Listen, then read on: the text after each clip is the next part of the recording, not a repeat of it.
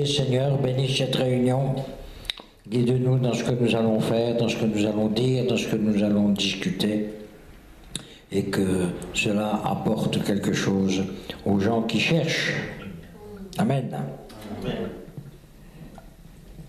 Donc, dans le fondement biblique, il y a eu quelques petites perturbations. On avait l'authenticité, l'autorité, le canon de la doctrine, seulement c'était pas dans l'ordre. Alors, les gens rectifieront d'eux-mêmes, n'est-ce pas? Voilà.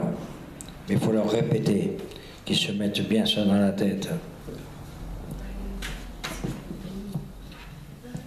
Alors aujourd'hui, on va faire le A33, qui n'est pas numéroté comme ça dans le truc, mais enfin, ça pose des bouillons.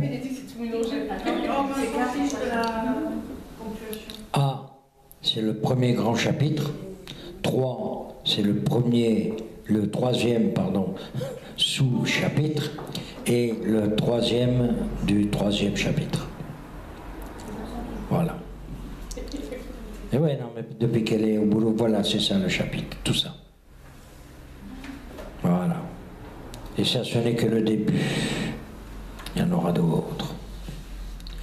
Nous allons donc parler de l'authenticité et de l'inspiration des Écritures. En effet, on peut écrire, il y en a qui le font, hein, qui ont écrit tout un tas de bouquins, tout un tas de machins, le tour du monde en 90 jours, là, je sais pas quoi. Bon, c'était bien, mais c'était pas réel. D'accord? Alors que là, nous avons un livre qui, lui, est réel. Alors, comment peut-on affirmer tout cela? C'est ce qu'on va voir. L'authenticité, certitude dont l'autorité ne peut être contestée. C'est bien clair? Alors, si c'est clair pour toi. Alors, il existe beaucoup de certitudes. La certitude physique, mathématique, morale, rationnelle, empirique et biblique. Alors, la certitude physique, là c'est le témoignage des gens, d'accord?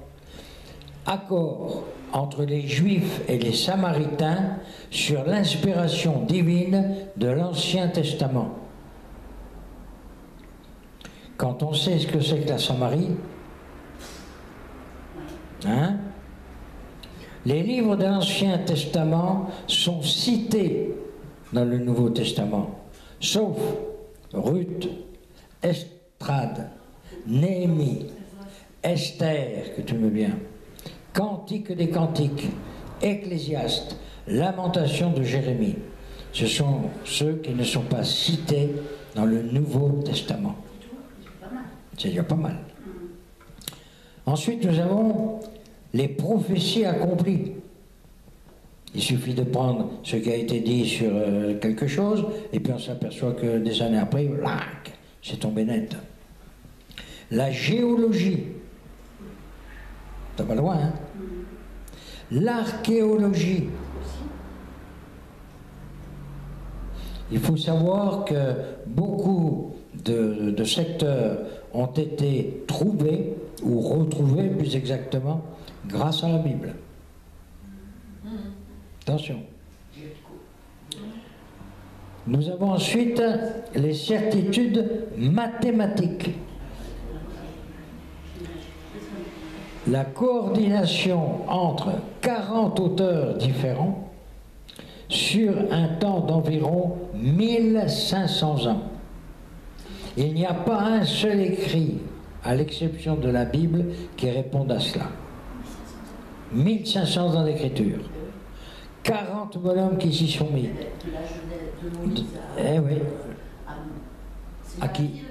Le Malachie ne profite jamais. C'est ça. Donc vous voyez que c'est quand même autre chose que certains bouquins. Hein? Une harmonie entre l'Ancien et le Nouveau Testament.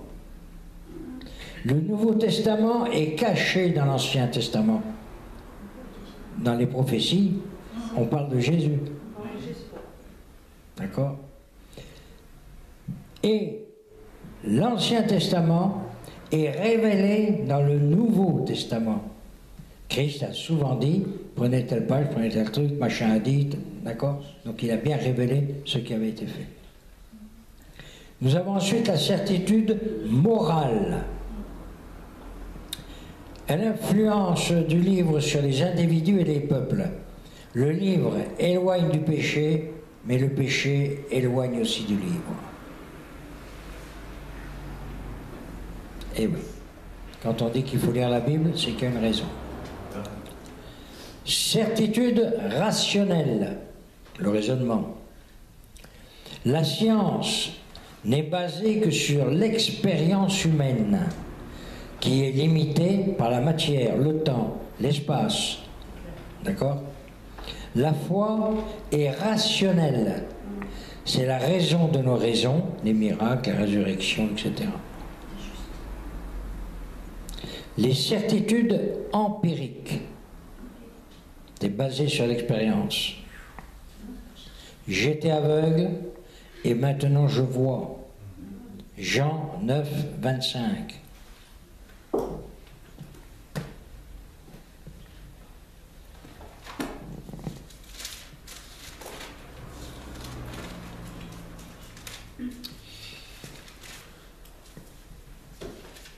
Il répondit, « S'il est pécheur, je ne le sais pas. Je sais une chose, j'étais aveugle, maintenant je vois. »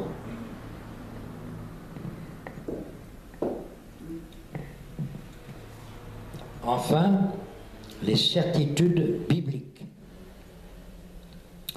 Témoignage que Jésus rend à l'Écriture.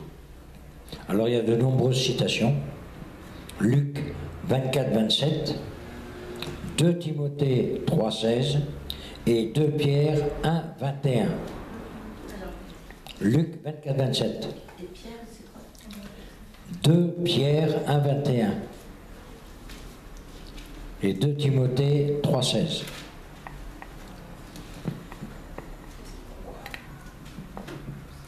Alors, Luc 24, verset 27. Et, commençant par Moïse et par tous les prophètes, il leur expliqua dans toutes les Écritures ce qui le concernait. 2 Timothée 3, 16. Je l'ai, je connais par cœur. Toute l'écriture est inspirée de Dieu et est utile pour enseigner. Toute l'écriture de Dieu est utile pour enseigner, pour convaincre, pour corriger, pour instruire dans la justice, afin que l'homme de Dieu soit accompli et propre à toute bonne œuvre. Et cette écriture est inspirée de Dieu. 2 Pierre 1, 21.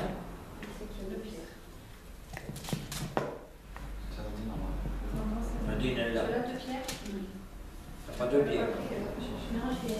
2 Pierre combien? 2 Pierre 1, 21. Tu l'as, Elisabeth, de Pierre?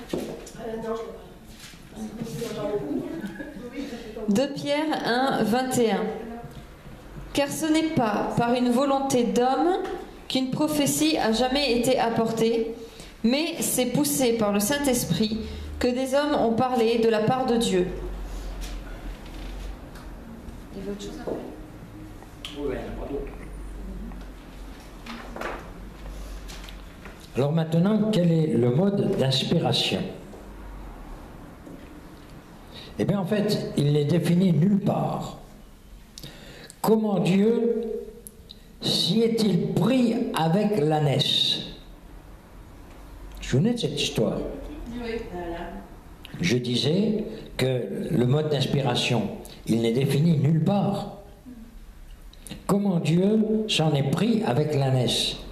Vous vous souvenez, quand Christ descend sur Jérusalem, il dit à l'un de ses disciples, va là-bas, tu verras une ânesse et puis un ânon, et tu me les ramènes. Comment il s'est pris? On n'en sait rien. Comment s'y est-il pris avec le parler en langue? On n'en sait rien non plus. Il l'a fait, c'est tout. Eh oui. 3 moyens d'inspiration. Les paroles, la vue, la vision, et une certitude très forte qui s'impose au cœur. Quand quelqu'un a une certitude dans le cœur, eh ben, c'est pas la peine d'essayer de gratter, de faire ce qu'on veut. Il dit c'est ça. La parole. Quelqu'un prendra Exode 21. La parole, la loi orale, elle n'était pas encore écrite. Hein, vous vous souvenez qu'on dit que pendant longtemps les femmes ont éduqué les enfants, mais uniquement par la parole, il n'y avait rien écrit. Donc Exode 21 et Exode 24, 3. 1 et 2 ou juste 1? Juste 1. D'accord. Exode 21. Alors Dieu prononça toutes ces paroles. C'est Nadine. 24, 3.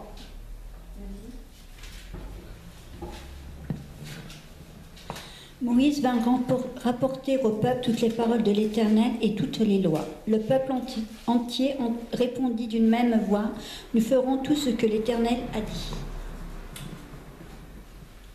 Donc Moïse l'a répété au peuple.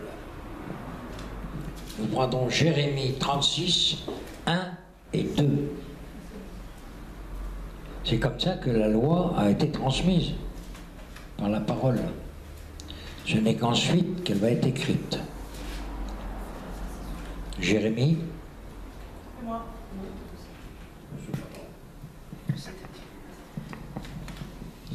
Jérémie 36, versets 1 et 2. La 4e année de Joachim, fils de Josias, roi de Juda, cette parole fut adressée à Jérémie de la part de l'Éternel en ces mots. Prends un livre et tu y écriras toutes les paroles que je t'ai dites sur Israël et sur Juda et sur toutes les nations depuis le jour où je t'ai parlé au temps de Josias jusqu'à ce jour.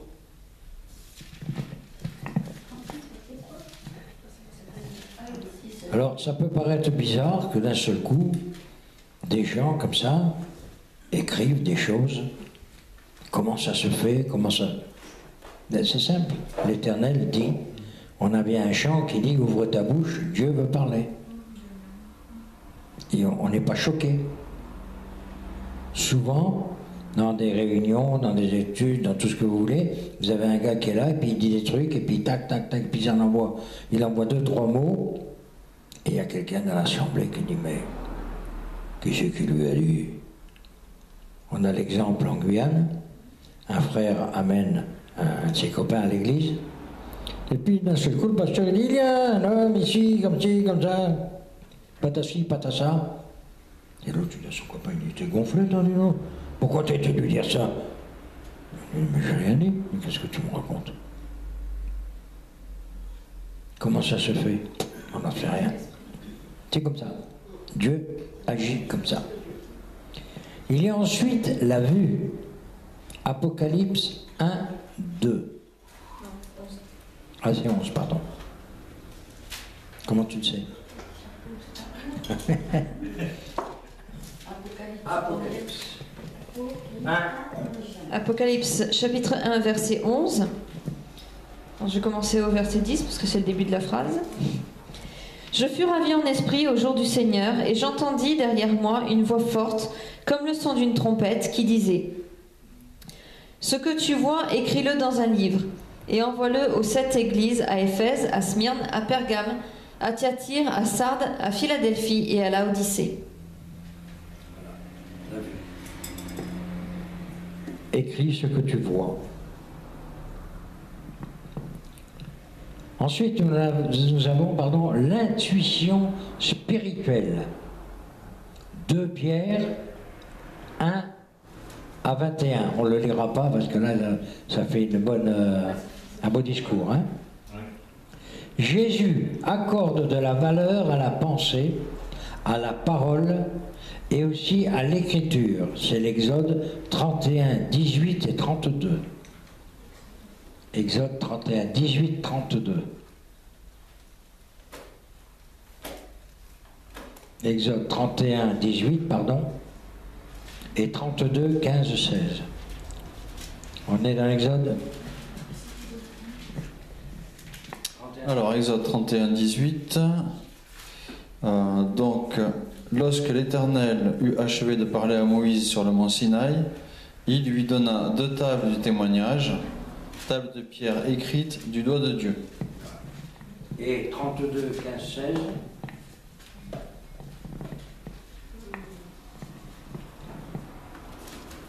Moïse retourna et descendit de la montagne, les 2 tables du témoignage dans sa main. Les tables étaient écrites des 2 côtés, elles étaient écrites de l'un et de l'autre côté. Les tables étaient l'ouvrage de Dieu et l'écriture était l'écriture de Dieu gravée sur les tables.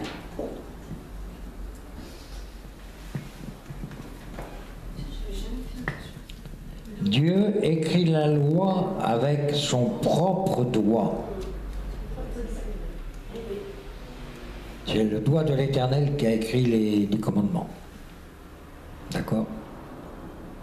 Nous verrons Apocalypse 1, 11. On est passé dessus, je crois, tout à l'heure. Puisqu'on a dit, ce que tu vois, écris-le. Il semble que l'inspiration soit comme une dictée. Soit l'Éternel parle et puis on transcrit, soit l'on voit les choses et c'est transcrit. On lui demande à le transcrire, d'accord? Jésus donne l'autorité et authentifie l'inspiration des écrits. Matthieu 5, 18. Je peux rajouter un petit truc? Vas-y, rajoute. Par rapport au fait de l'inspiration, ce que les gens ont écrit, on voit qu'ils ont chacun leur style en fait. Le style de Jérémie n'est pas le même style que celui de Moïse.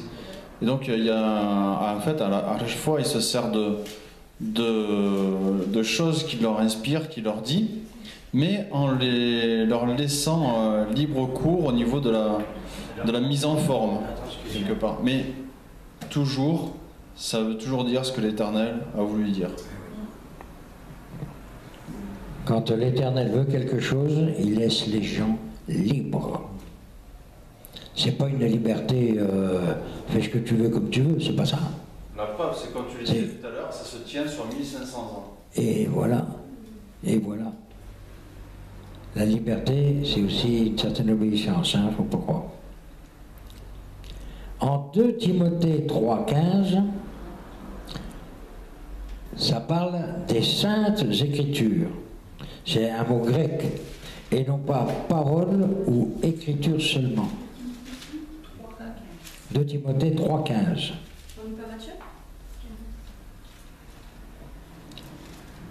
On n'est pas Matthieu? Non. Non. Non, non. Tu gardes 2 Timothée 3.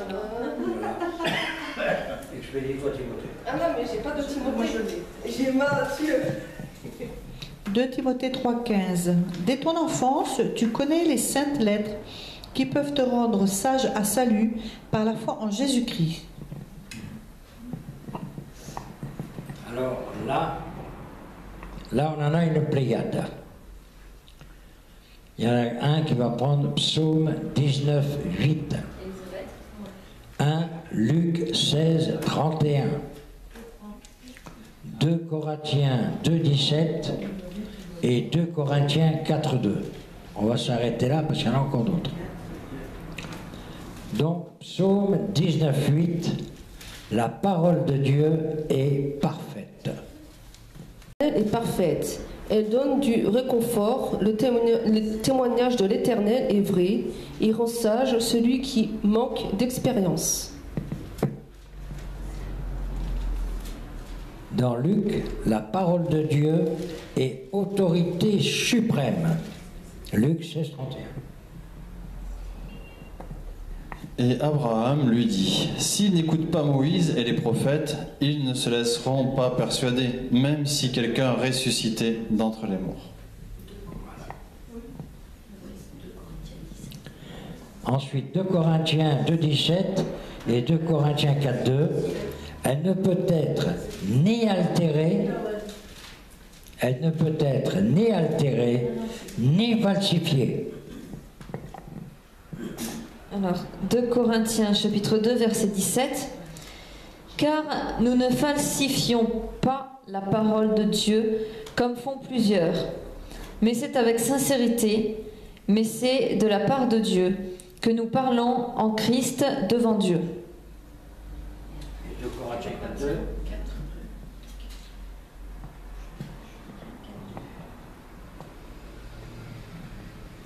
Nous rejetons les choses honteuses qui se font en secret. Nous n'avons point une conduite astucieuse et nous n'altérons point la parole de Dieu. Mais en publiant la vérité, nous nous recommandons à toute conscience d'homme devant Dieu.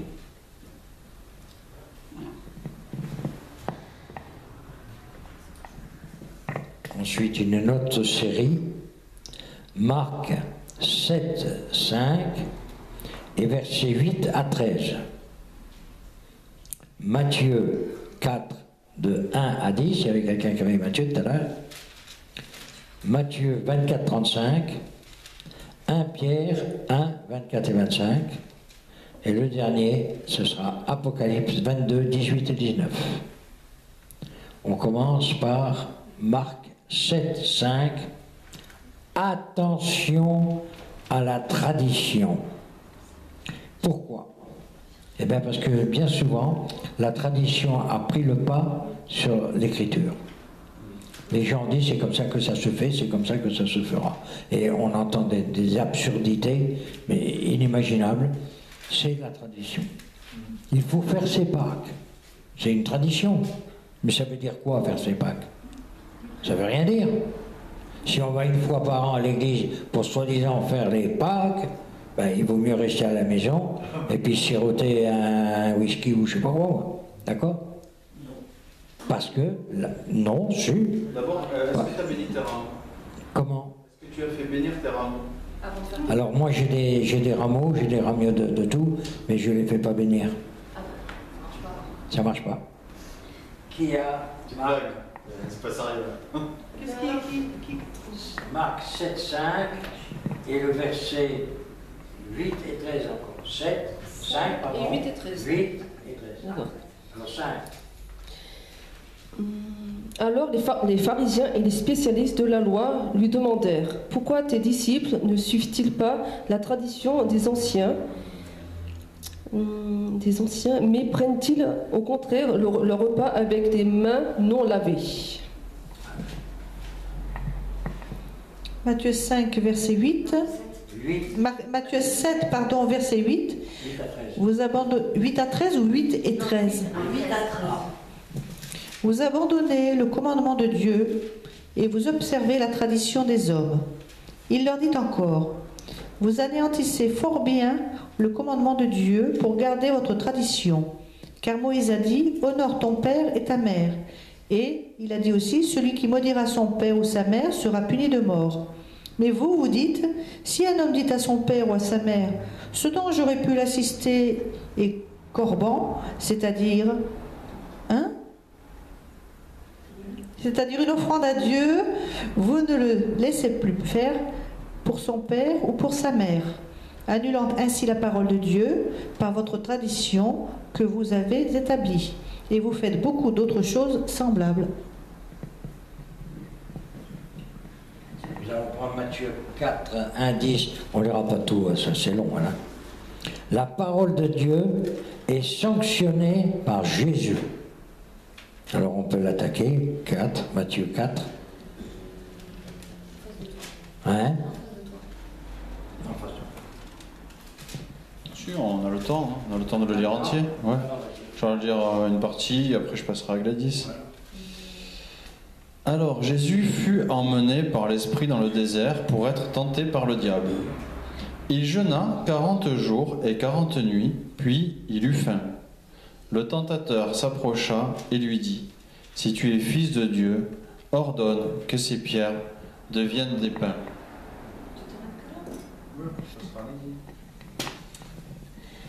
Jésus répondit: il est écrit, l'homme ne vivra pas de pain seulement, mais de toute parole qui sort de la bouche de Dieu.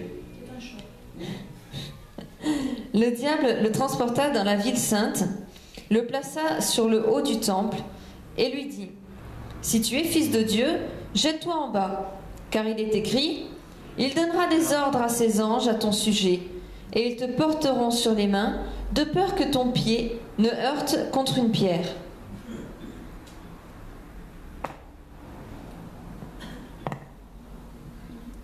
Jésus lui dit : il est aussi écrit, tu ne tenteras point le Seigneur ton Dieu.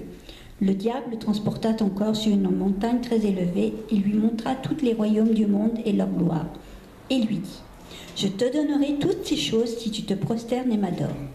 Jésus lui dit : retire-toi, Satan, car il est écrit, tu adoreras le Seigneur ton Dieu et tu le serviras lui seul.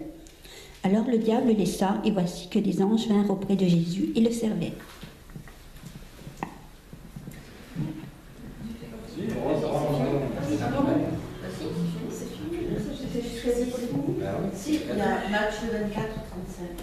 Nous reprendrons Matthieu 24, 35 et 1 Pierre 1, 24 et 25. Elle est éternelle et impérissable. On parle bien sûr de la parole de l'Éternel. Hein? Elle est éternelle et impérissable. Matthieu 24, 35.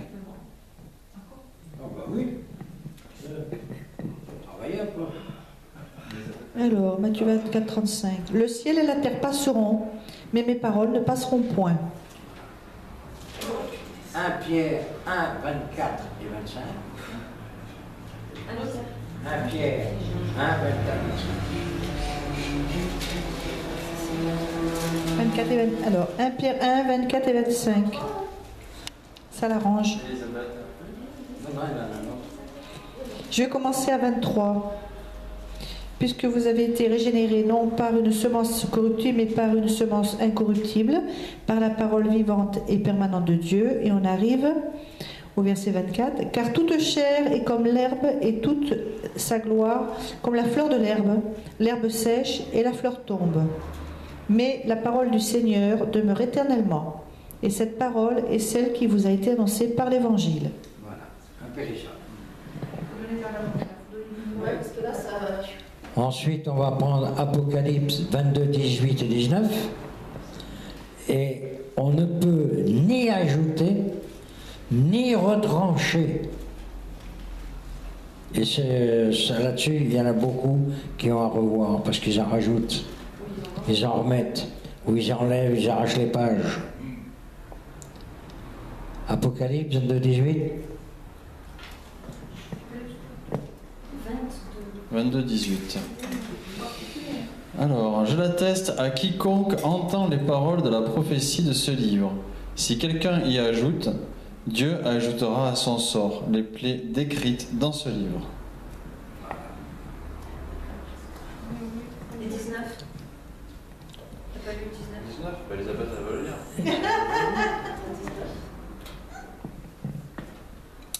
Et si quelqu'un enlève quelque chose aux paroles du livre de cette prophétie, Dieu enlèvera sa part de l'arbre de vie et de la ville sainte décrite dans ce livre.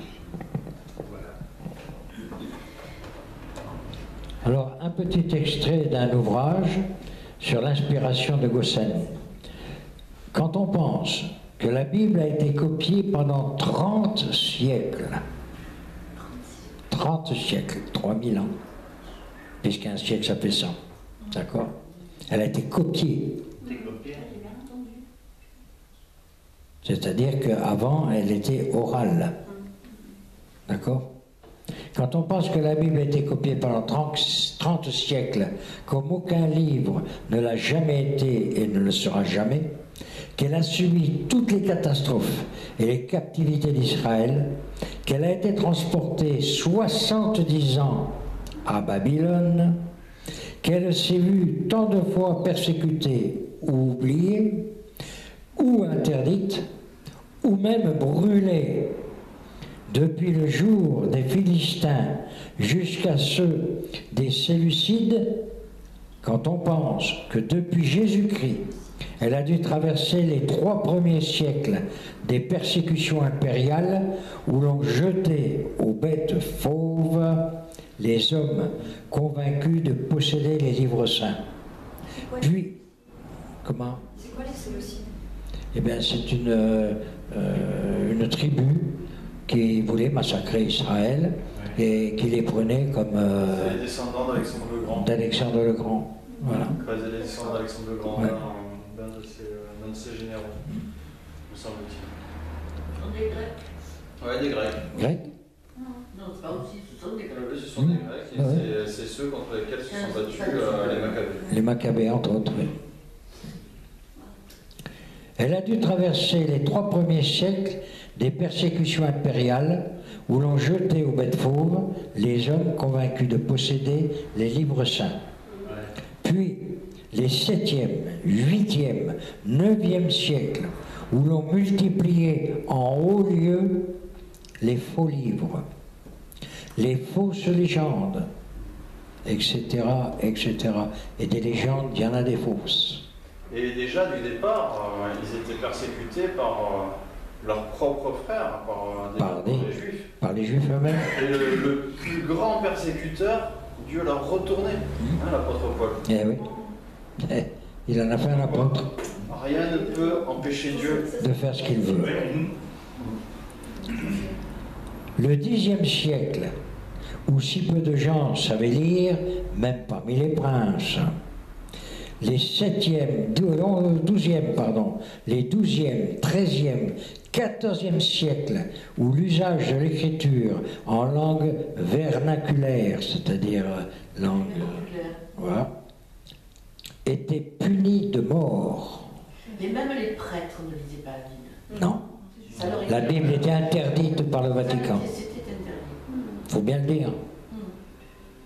C'est le Vatican qui, au départ, avait interdit la Bible parce que Gutenberg l'avait imprimée et ça ne plaisait pas à Rome. Ensuite, il faut quand même dire une chose, c'est que Rome avait reçu le Nouveau Testament. Et les Juifs, depuis Charlemagne, quand ils arrivaient dans un pays, enfin depuis, bien après, mais quand ils arrivaient dans un pays, ils disaient, nous on veut bien venir dans vos pays, mais on garde nos traditions, on garde notre foi, on garde... Et les pays disaient oui. Et entre autres, ils ont été reçus en Angleterre. Et en Angleterre, on leur a dit, mais qu'est-ce que vous avez comme livre? Ah ben la Torah. Ah, c'est tout? Oui, oui. Et c'est là que les Juifs se sont massacrés. Ils auraient mieux fait de dire, non, on a d'autres livres. Ils se sont fait massacrer, oui. Mais ils se sont ruinés eux-mêmes. Parce qu'ils auraient pu très bien dire, on a d'autres livres. Ils ne voulaient pas en parler. Ils ne voulaient pas en parler, ils ne voulaient pas que les autres sachent. C'est dommage. Et là, ça a chauffé. Parce qu'en Angleterre, ils ont été massacrés, mais du massacre. Hitler, à côté, c'était un charlot, parce qu'il faisait massacrer. Eux, là, en Angleterre, ils massacraient eux-mêmes. Attention. Même en France, hein. On n'est pas clair là-dessus. Hein. Et oui. Donc, on disait, on comprend combien il a été nécessaire que la providence de Dieu ait tenu toujours lever sa main puissante. Il y a combien de temps, d'après vous, que l'Église catholique diffuse la Bible? Une vingtaine d'années à peu près. Ouais, à peine une vingtaine d'années. Comment ça qu'ils diffusent la Bible? Eh bien avant, quand tu arrivais dans un culte catholique, tu avais tout. Tu avais le missel, tu avais le bréviaire, tu avais tous les écrits qu'on pouvait... Mais tu n'avais pas la Bible. Ah, parce que moi, ça fait pas un an, la dernière fois que j'ai mis les pieds dans une église catholique, j'ai pas vu de Bible. Hein. Ah, mais il y a encore beaucoup d'établissements dans lesquels tu ne trouveras pas la Bible. Mais tu peux la demander. Ah. Tu peux la demander, ils te l'offriront, il n'y a pas de problème. Mais... Et oui, le problème qu'il y a eu, c'est que lorsque Rome a découvert qu'il y avait d'autres livres, ils ont dit, mais attends, si nous faisons ici le fondement des Écritures, alors, encore l'autre jour, tu disais, mais on n'a pas parlé trop de Christ, mais si on parle des Écritures, des livres, des choses comme ça, c'est pour permettre aux gens de dire, hop, attendez, vous dites quoi, ça? Ah oui, mais nous, on dit ça. Ah, comment tu sais? Comment? Moi, j'ai eu la réflexion, je ne dirais pas qui. T'en sais plus que monsieur le curé? Oui. Combien de fois on l'a entendu? Tu te prends pour qui? T'as fait des études théologiques?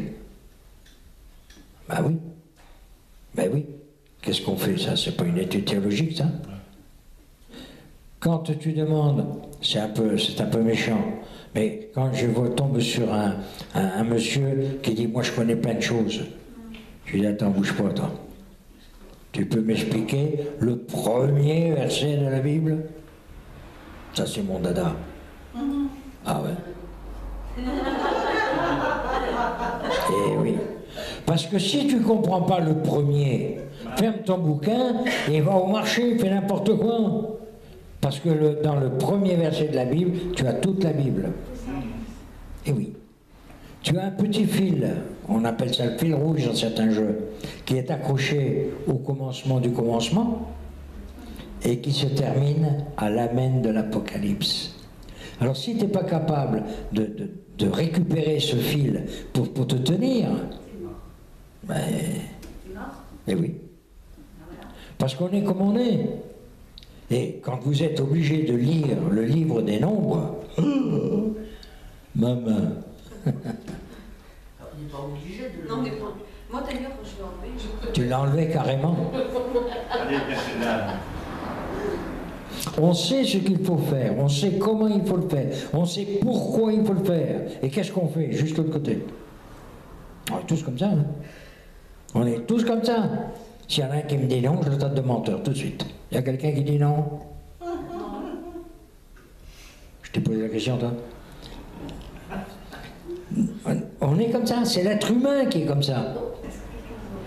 Parce que dès lors que l'on donne une discipline à un homme, à un être humain, il se dit, si on me dit que ça c'est la discipline, c'est que de l'autre côté, il doit y avoir quelque chose. Et le quelque chose, on le connaît tous, hein. Appelons-le Satan, Belzébuth, Allah ou compagnie. Hein. C'est ça le danger. Un pasteur protestant qui dit ah bon ben les homosexuels peuvent être bénis. Alors en tant qu'individus séparés, je dis pas non. Ils ont aussi besoin de la bénédiction de l'Éternel. Mais on va bénir leur union. Que dit le bouquin? Non. Je regrette. Alors beaucoup de gens me disent toi par où t'es passé? Ben je suis passé partout. J'ai fait des choses, c'est même pas la peine d'en parler. Ça ferait frémir le sol. Et pourtant, petit à petit, ben, je suis arrivé là. Et est-ce que ça m'empêche de continuer? Dans 30 secondes, on va partir, on va prendre la voiture. Le premier qui va me couper la route, et il l'aura. Il ne faut pas dire ça, il faut le bénir. Ouais, si je pouvais descendre et lui mettre un grand coup de pompe dans les fesses. Mais oui, mais on est comme ça. D'accord? Il n'y a pas de suite, c'est fini. On a tout. Qui veut prier pour la fin? Pas pour la fin dans le monde. Hein.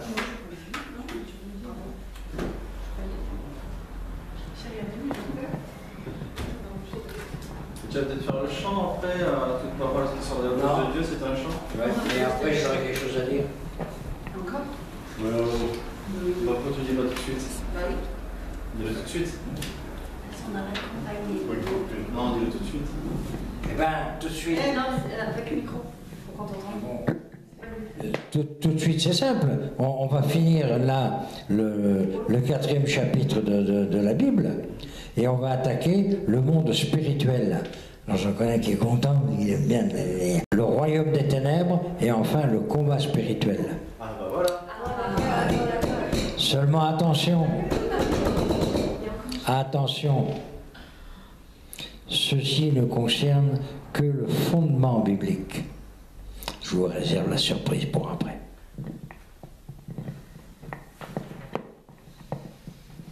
Seigneur, tout simplement, merci pour ta parole. Merci pour tout ce qu'on peut apprendre sur ta parole, de qui a fait quoi, comment, mais en tout cas, toujours par ton Saint-Esprit. Et je te prie que Chacun d'entre nous, soyons réceptifs à ton Saint-Esprit pour pouvoir marcher par lui, avec lui et pour lui. Au nom de Jésus. Amen. Alors nous allons chanter. Nous allons chanter le petit verset que j'ai dit tout à l'heure, que c'était une petite chanson. Toute l'écriture est inspirée de Dieu et utile pour enseigner, pour convaincre, pour corriger, pour instruire dans la justice, afin que l'homme soit inspiré de Dieu et prêt à toute bonne œuvre. C'est ce qu'on chantait chez les petits, mais ça m'a bien servi. Nous sommes des bébés. Voilà. Les petits enfants? Nous sommes les petits enfants. Nous sommes les enfants de Dieu. Nous sommes les enfants de Dieu. Ouais, mais si vous suivez cet enseignement, c'est parce que vous en avez assez de voir le que vous voulez manger. Parce que je vous